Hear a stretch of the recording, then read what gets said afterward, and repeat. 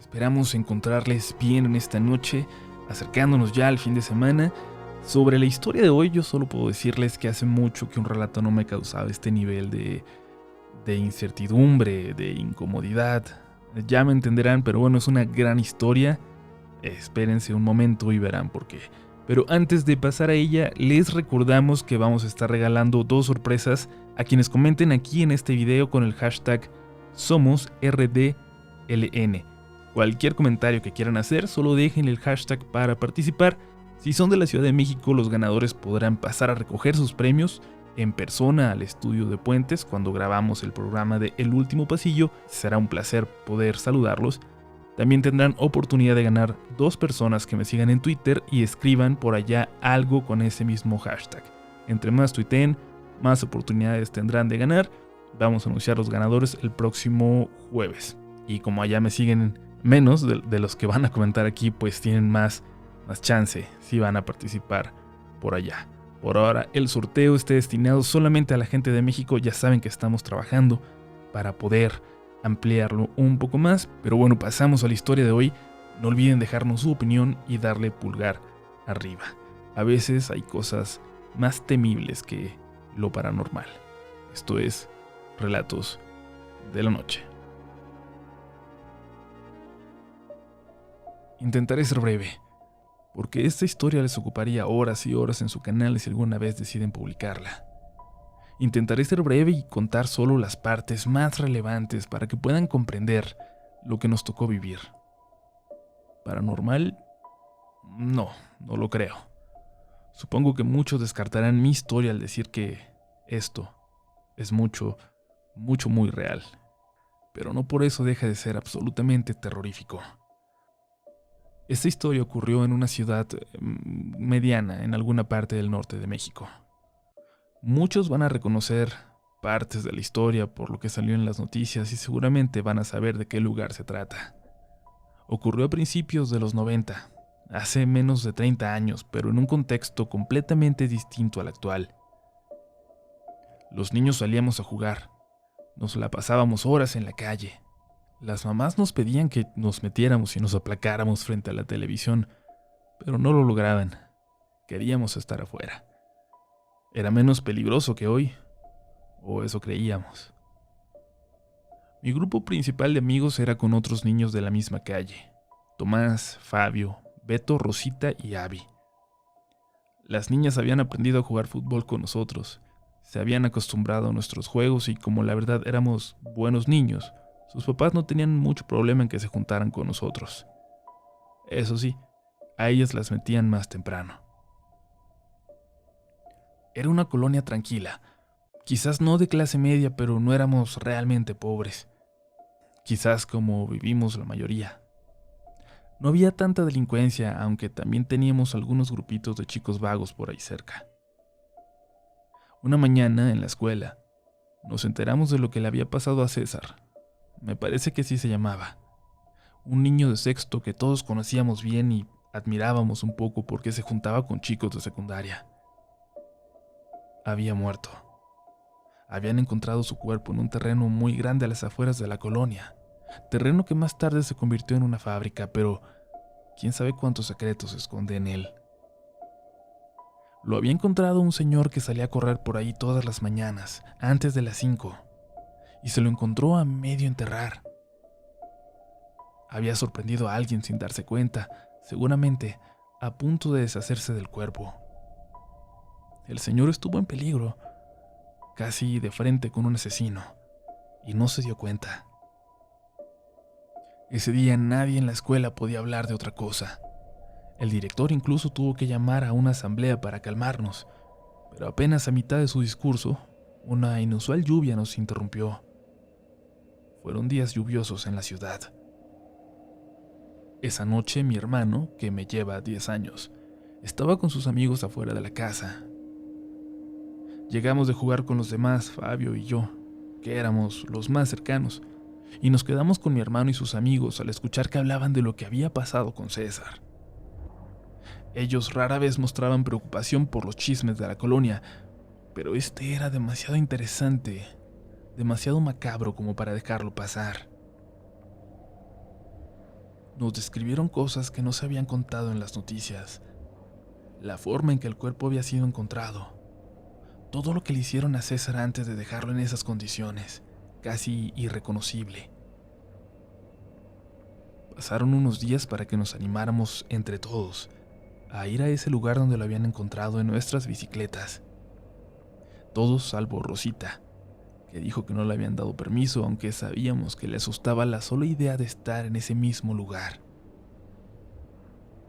Desde una pequeña colina, antes de bajar a ese lugar, alcanzamos a ver ese campo abierto, aún lleno de matorrales, arbustos y uno que otro árbol bastante grande. Se veía pacífico. No parecía que ese lugar hubiera sido testigo de algo tan terrible. Nos bajamos de las bicicletas y las dejamos hasta donde las veredas nos lo permitían, al entrar por esa zona. Y caminamos por ahí, sin saber bien a bien dónde había ocurrido todo, sin saber bien a bien qué es lo que estábamos buscando. De repente Abby soltó un pequeño grito que intentó ahogar. Volteamos a verla y notamos que tenía la mirada clavada en unos árboles. Y es que detrás de ellos, estacionado en un lugar sumamente inusual, extraño, estaba un carrito de nieves, un carrito de helados. Nos quedamos en silencio por un momento, pero luego, de ahí dentro, empezaron a salir unos sonidos, unos resoplidos, y luego se escuchó el motor encenderse. Corrimos hacia las bicicletas y avanzamos hacia la colonia, asustados, sí, pero al llegar a las calles ya pobladas y con movimiento, nos dio un ataque de risa. Nos empezamos a reír. Acabábamos de vivir una aventura, un susto tremendo, y ahora nos resultaba hasta gracioso. Sobre todo a Fabio y a mí. Pero Abby se sintió mal y quiso irse a casa. Supongo que los demás también estaban un poco asustados aunque no lo dijeran, pero prefirieron irse con ella hasta la casa que quedarse con nosotros. Estábamos frente a una farmacia que tenía algunas de nuestras maquinitas favoritas, Contra, las Tortugas Ninja e incluso Mortal Kombat, que acababa de llegar.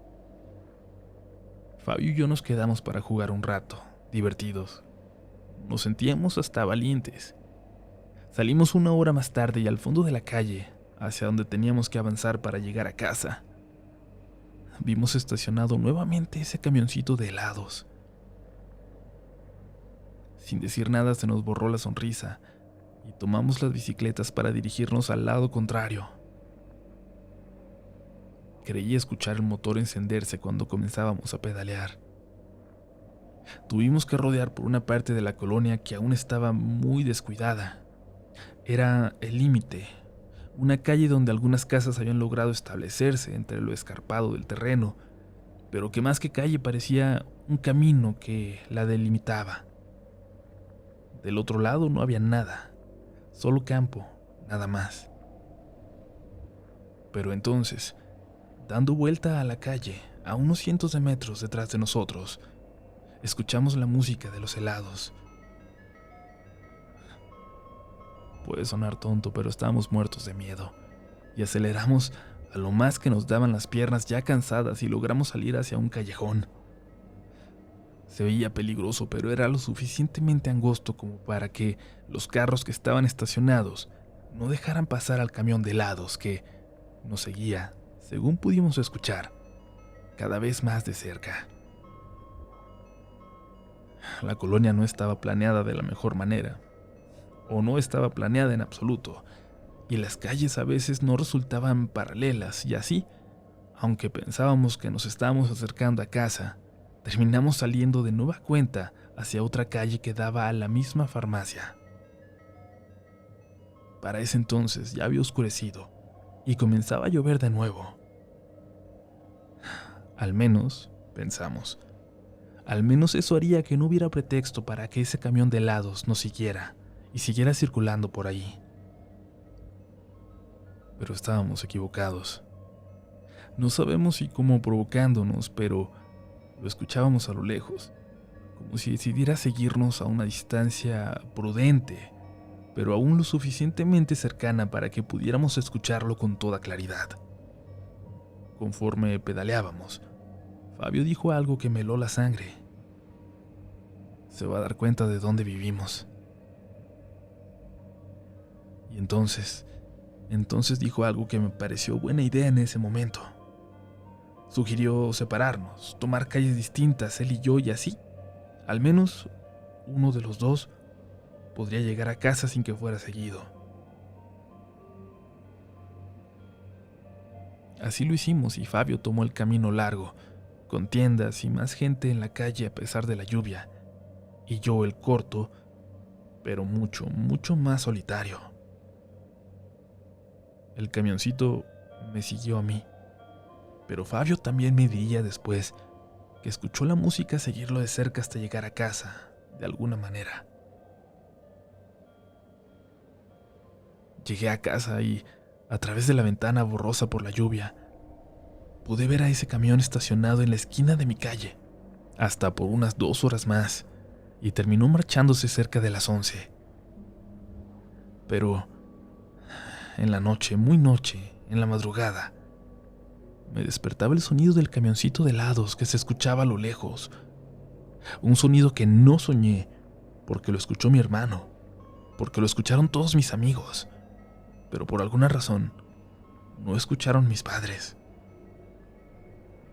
Eventualmente esa cancioncita cayó, pero luego me despertaron unos gritos, como una media hora después, y luego el sonido de una patrulla, llantos, luego silencio.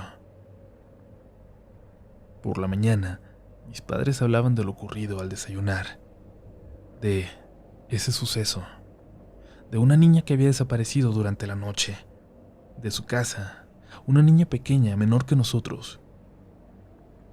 Nadie supo qué le ocurrió, nunca lo supieron. Simplemente se desvaneció de su cuarto. Y la gente de la calle y los vecinos culpaban a escondidas a la mamá sola. Abby nos dijo que esa mañana acompañó a sus padres a dejar a su hermana a la secundaria y pasaron en el carro por aquel terreno abierto en donde habían encontrado a César. Dijo que estaba segura que vio en el lugar, entre los árboles, de nuevo ese camioncito de helados estacionado. No sabía en ese momento de la desaparición de la niña, pero ¿estaba relacionado? Si se lo hubiéramos contado a alguien, nos hubieran creído. Rosita tuvo en esos días un sueño donde veía que alguien hacía rituales demoníacos ahí mismo, pero solo fue eso, un sueño. Después no volvimos a ver a ese camioncito, aunque ahora nos helaba la sangre la pura música. Y ese terreno fue aplanado y cercado meses después, y luego se empezó a construir un parque industrial. Quién sabe si los trabajadores encontraron algo, pero si lo hicieron, no le dijeron a nadie. Por un buen tiempo, un año quizás, escuchábamos de vez en cuando la música del camión de helados a lo lejos, por las madrugadas, como si algo o alguien quisiera decirnos que aún nos observaba. Ese sonido a veces más cercano, a veces más lejano, pero que siempre nos anunciaba: alguien viene por ti.